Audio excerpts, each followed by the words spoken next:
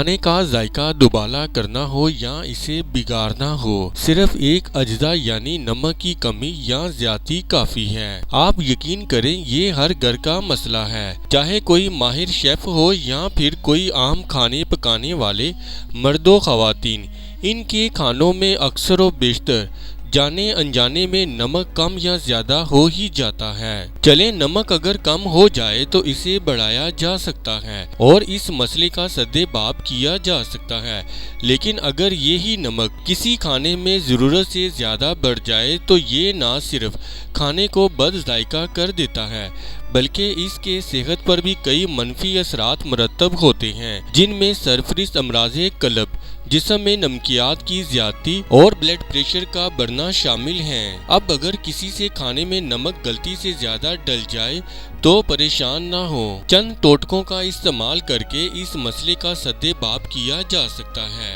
Gravy items میں نمک۔ اگر آپ کسی گریوی آئٹم یا دال میں نمک زیادہ ڈل جانے سے پریشان ہیں تو ایک پین میں اس گریوی یا دال کو دوبارہ گرم کریں، گوندے ہوئے آٹے کی چھوٹی چھوٹی گولیاں ڈال دیں، یہ سالن میں موجود اضافی نمک کو جذب کر لیں گی۔ اگر آپ کا سالن یا دال گاڑھی ہے تو صرف پانی کا اضافہ بھی آپ کو اس مسئلے سے نجات دلا سکتا ہے۔ خشک کھانوں میں اضافی نمک۔ اگر خشک کھانوں جیسے قیمہ، سبزی وغیرہ میں اگر نمک زیادہ ہو جائے تو نہ ہی آٹے کی گولیاں کسی کام آئیں گی اور نہ ہی اضافی پانی ڈالنے سے کچھ ہوگا۔ اب آپ کو اس میں آلو کا سہارا لینا ہوگا۔ اگر کھانا تیار نہیں ہوا ہے تو اس میں کچے آلو کا استعمال کریں، اور اگر کھانا تیار ہو گیا ہے تو اس میں آلوؤں کو ابال کر ڈال دیں۔ آلو کے باعث کھانے میں مرچیں بھی کم ہو جائیں گی۔